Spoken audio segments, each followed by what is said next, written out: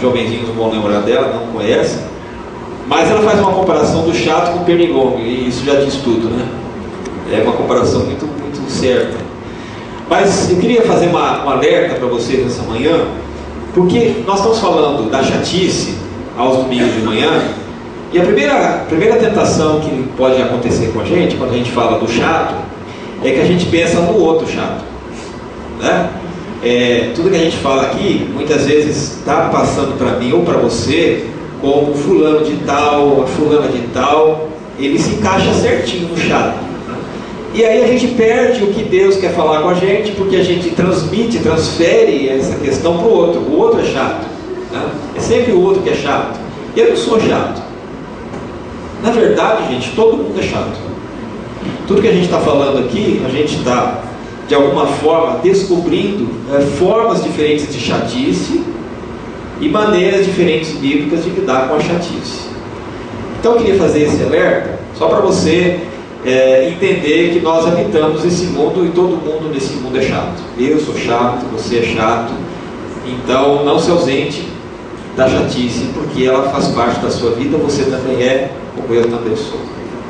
A segunda coisa que eu quero falar para você, nós vamos estudar a vida de um personagem bíblico hoje, que é o meu xará. E toda vez que eu falo do meu xará, eu gosto de lembrar que aquele Caleb é aquele Caleb da Bíblia. Esse aqui não é aquele.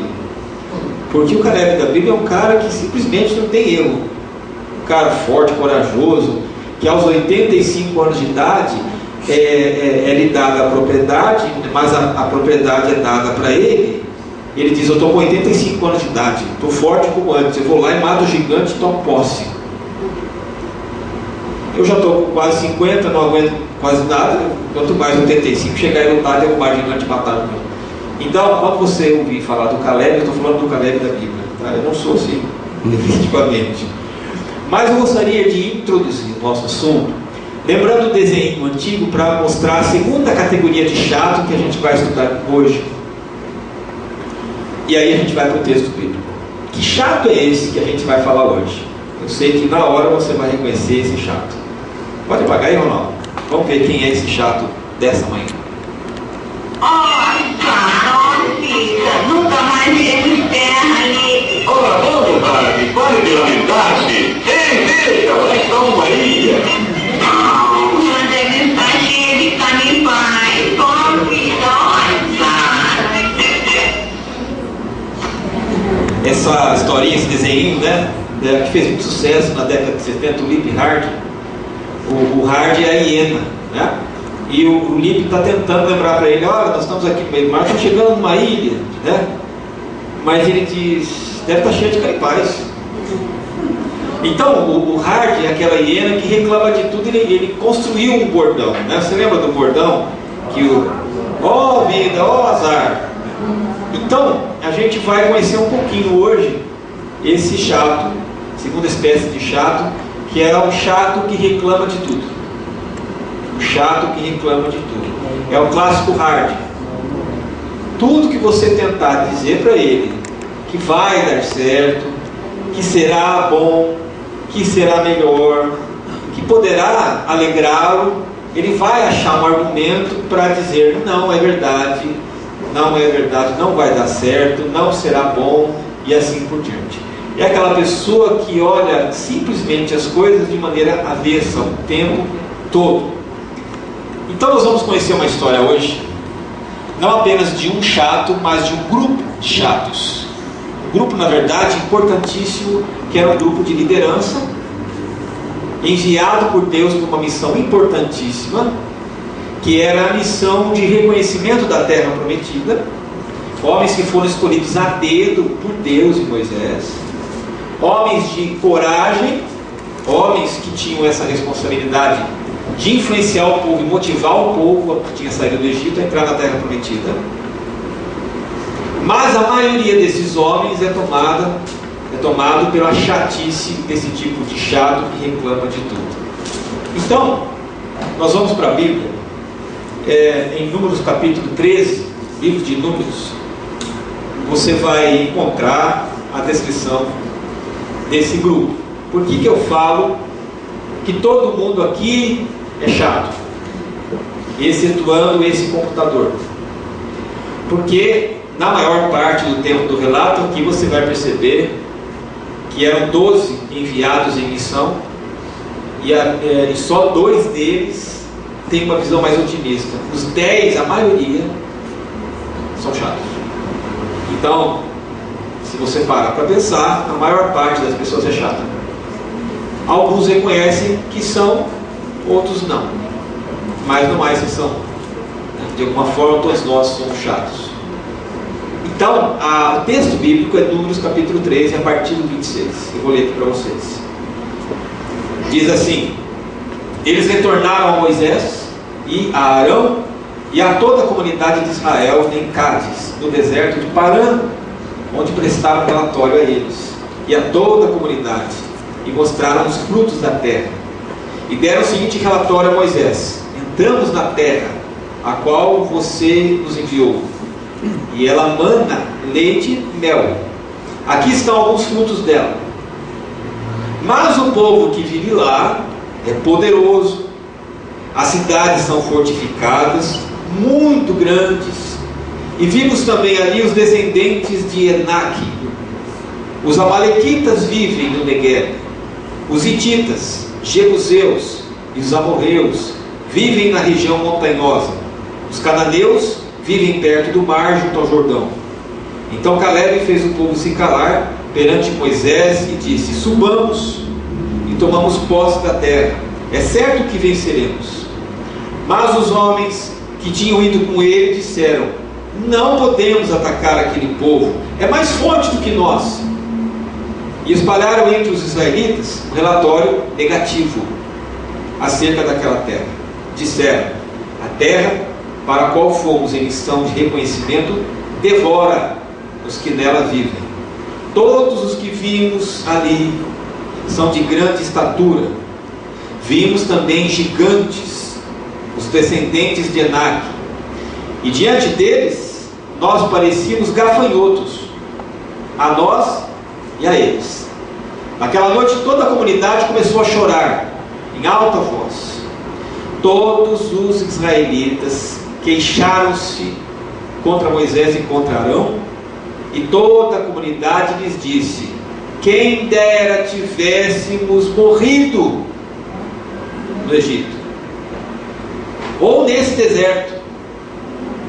Porque o Senhor está nos trazendo para essa terra só para nos deixar morrer à espada? Nossas mulheres e filhos serão tomados como despojo de guerra. Não seria melhor voltar para o Egito? E disseram uns aos outros: escolheremos um chefe e voltaremos ao Egito. Então Moisés e Arão prostraram-se rosto em terra diante de toda a assembleia. Josué, filho de Num, e Caleb, filho de Jefoné, dentre os que haviam observado a terra, rasgaram suas vestes e disseram a toda a comunidade dos israelitas: a terra que nós percorremos em missão de reconhecimento é excelente. Se o Senhor se agradar de nós, Ele nos dará essa terra, onde mana leite e mel. Somente não sejam rebeldes contra o Senhor, e não tenham medo do povo dessa terra, porque nós os devoraremos como se fossem pão. A proteção deles se foi, mas o Senhor está conosco. Não tenham medo deles. Esse é o relato, queridos, da transição do povo de Israel, quando eles saem do Egito, e eles estão no deserto, onde passam 40 anos, e chegou o momento de conhecer a terra prometida. Então Moisés escolhe 12 líderes, um de cada tribo de Israel, homens de coragem, homens de reconhecida competência e liderança, e diz para eles: vocês vão em segredo, não sejam vistos, nem percebidos, porque a terra está habitada, Deus nos deu.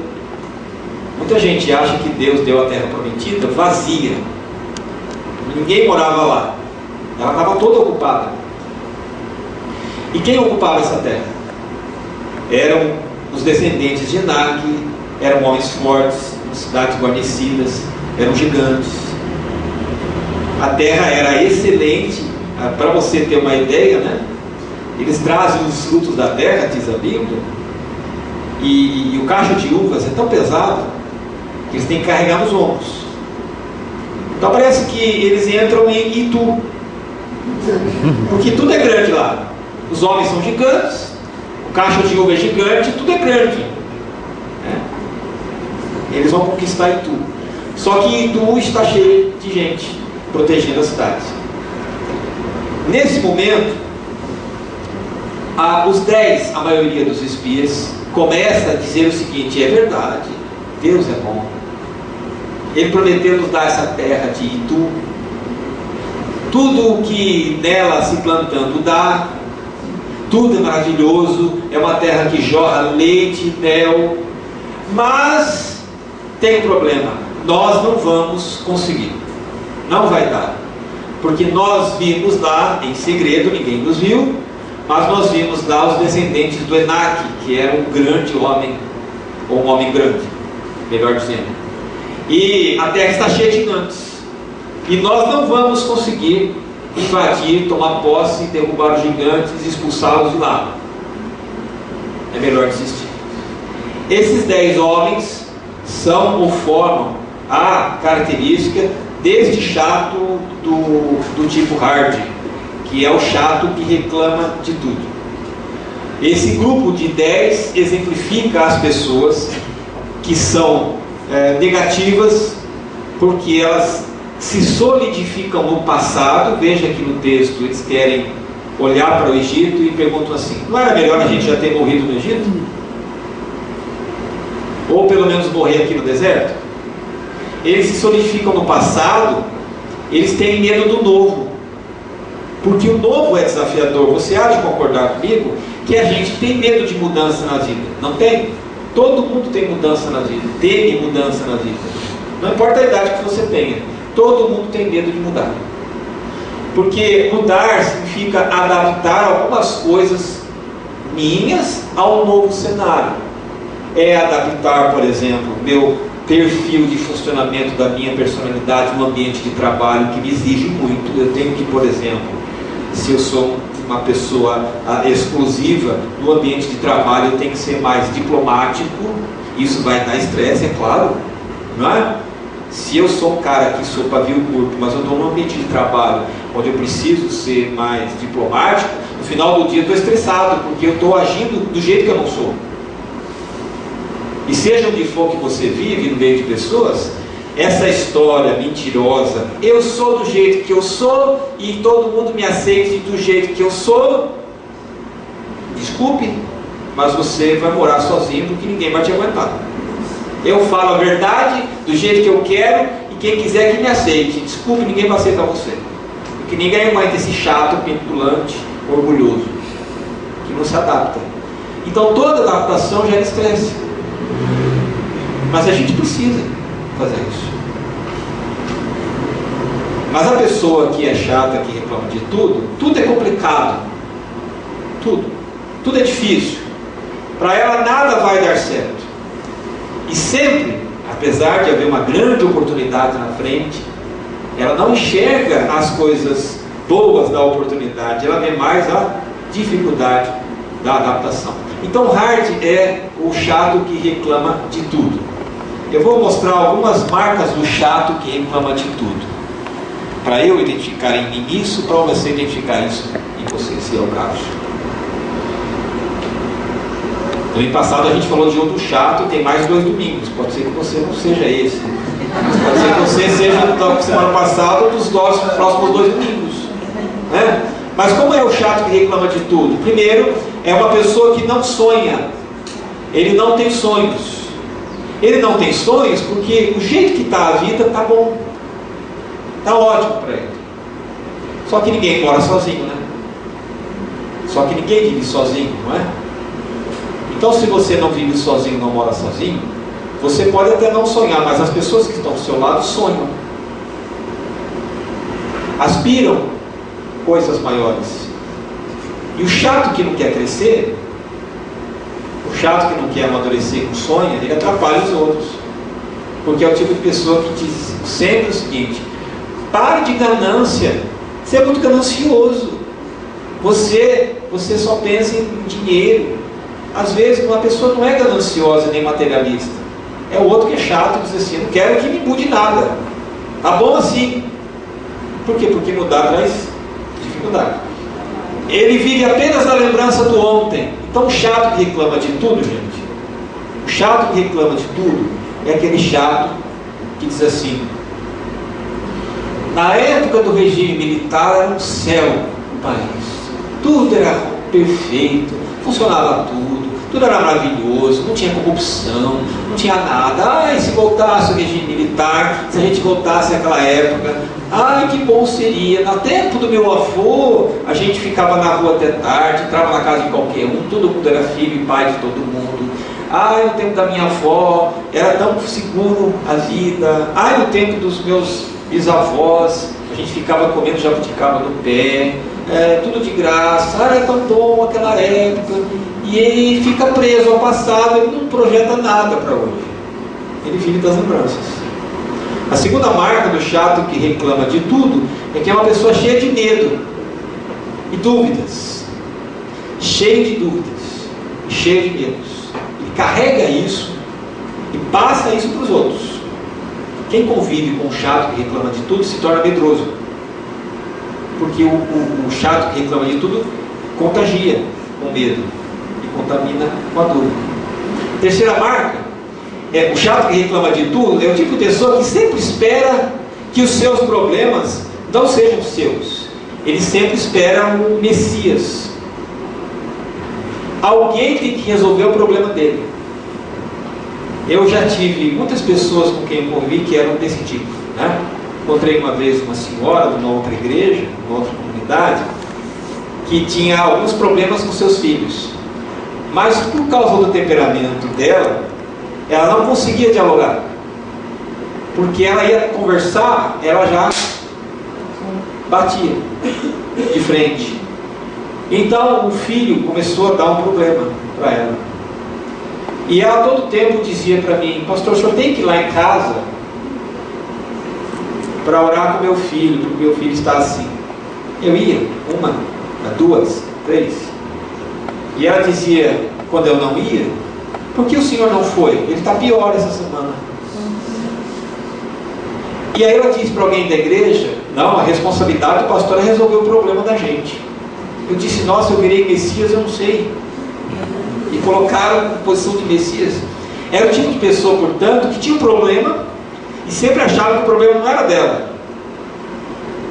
É claro que a gente deve ajudar uns aos outros, mas resolver o problema não é categoria de ninguém. Cada um resolva. Deus te deu cérebro, Deus te deu coração, Deus te deu a Bíblia, Deus te deu conselheiros. Agora, meter a mão na massa para resolver o problema é sua responsabilidade. O chato que reclama de tudo, ele sempre espera o Messias. Deus vai fazer. O problema está crescendo, a bola de neve está aumentando. E a pessoa sente e diz, Deus vai pôr a mão, um dia disso vai resolver. A coisa vai piorando, a coisa vai piorando. Um dia Deus põe a mão, a coisa piora, a coisa piora. Um dia Deus resolve, a coisa piora. E Deus está falando com ele, põe a mão na massa. Eu te dou sabedoria para saber agir, mas põe a mão na massa. A batata quente está na sua mão. Mas o chato que reclama de tudo, ele nunca pensa assim. O problema é de Deus.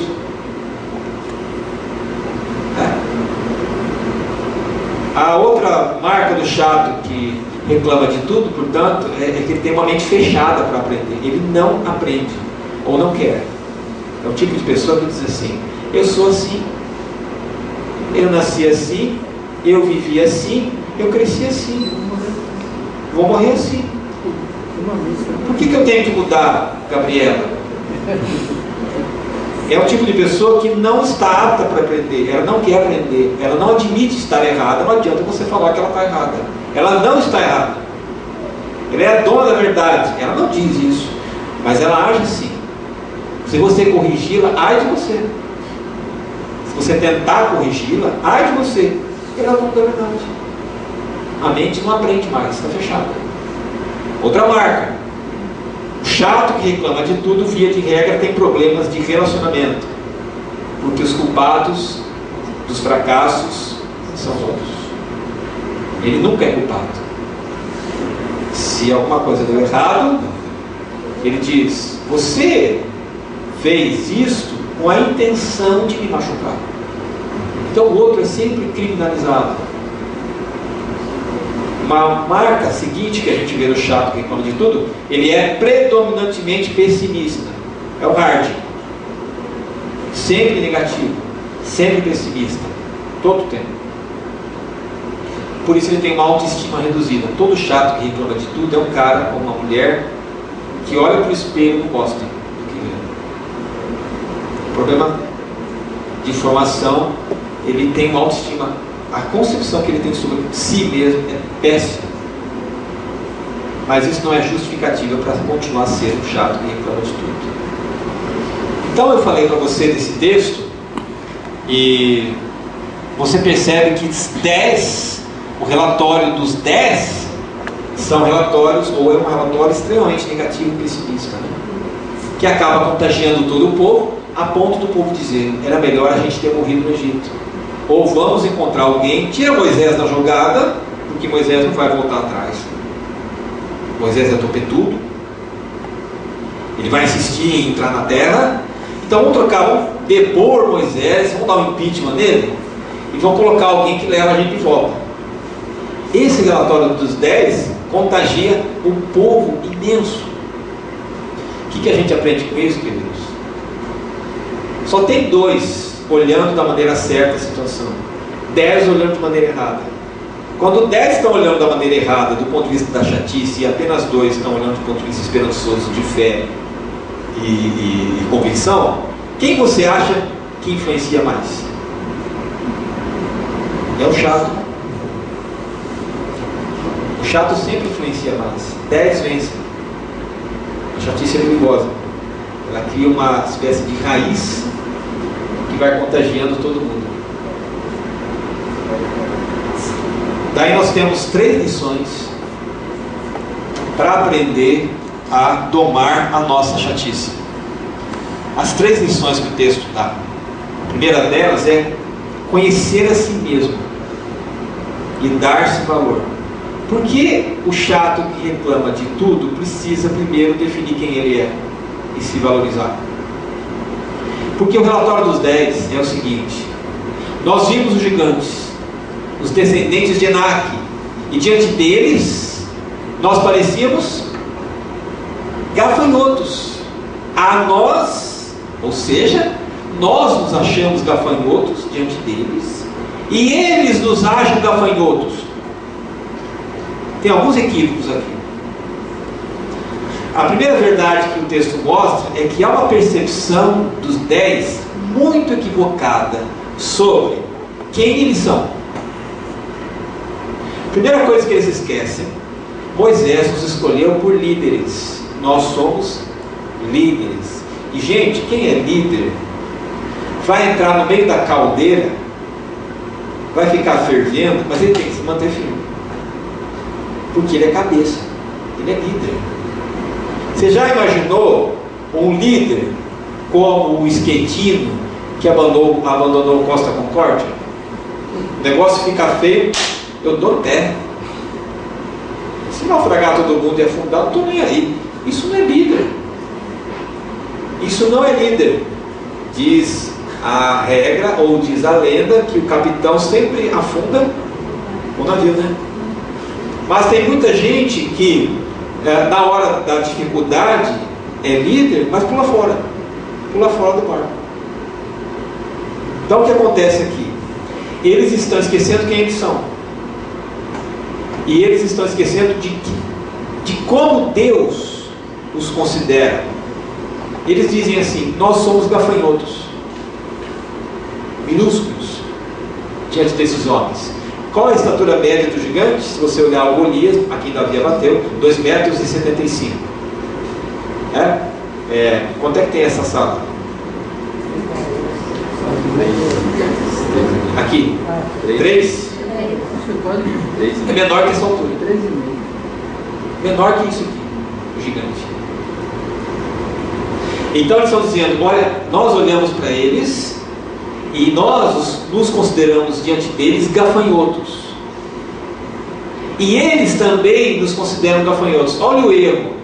Era uma missão secreta. Eles entram na terra, espiam a terra sem serem vistos. Como é que eles sabem que os gigantes estão vendo eles e dizendo: vocês são gafanhotinhos? Os gigantes não viram eles. Mas eles já concluem: eles nos consideram gafanhotos. Mentira.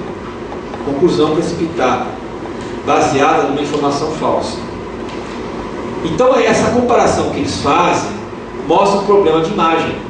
Eles têm uma visão sobre si mesmos completamente reduzida. Eles abandonam qualquer senso de valor próprio. Eles se diminuem diante das dificuldades.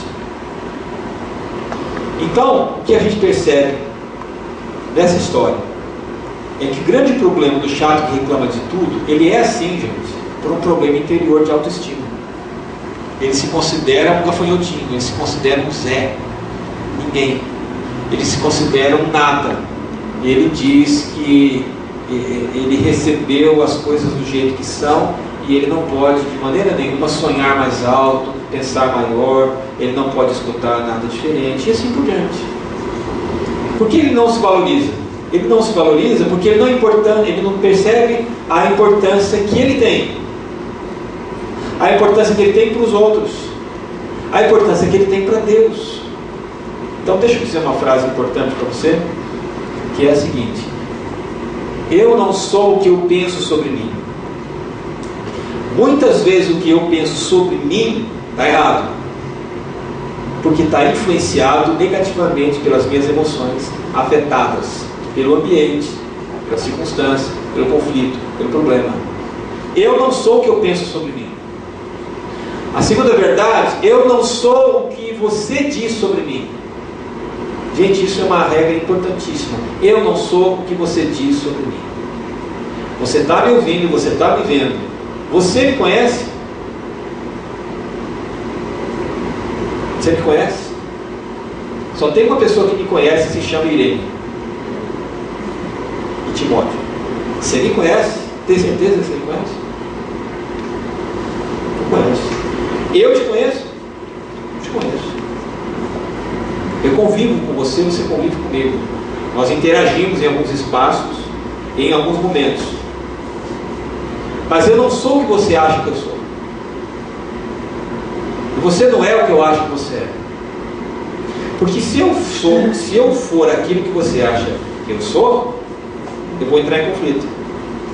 Porque você sempre acha que eu sou a mais do que eu sou. Não é? As pessoas imaginam a figura do pastor como um homem mais ou menos assim. Ele acorda todos os dias às 7 da manhã. Ele toma café. Ele fica orando das 7 da manhã a meio-dia. À tarde ele fica lendo a Bíblia das 14 às 18.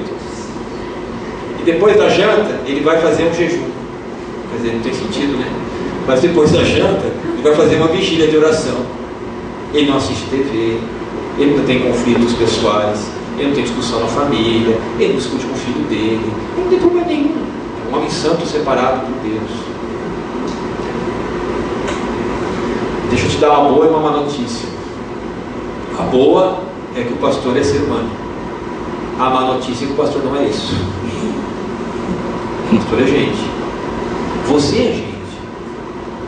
Então às vezes a gente constrói para nós, ou em nós, aquilo que as pessoas acham que a gente é. Não é maravilhoso? Eu achar que você é uma pessoa maravilhosa, você não tem defeito nenhum.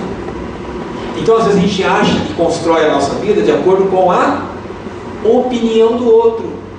Opinião do outro. E aí quando o outro percebe algum defeitinho na gente não presta mais. Não presta mais. Me enganou. Não enganei ninguém, você não me enganou. Você é o que você é, ponto final. Você só não me conhece na intimidade, que eu não te conheço nada. Intimidade. Alguém brincou e falou assim: na intimidade todo mundo solta pum e faz xixi. Eu tinha um amigo, né, numa outra igreja, o Daniel, o filho dele, hoje está com 25 anos, está morando fora do país. Mas eu dei muita risada porque ele tinha 9 anos, 8, 9 anos de idade. Eles foram para a praia. E estava lá o Daniel, o menino de 8 anos, o pai, a mãe, todo mundo. E o pai soltou um pum na praia. O Daniel ficou horrorizado, falou: pai, que isso? E não sei se ele nunca tinha ouvido o pai fazer isso. Mas como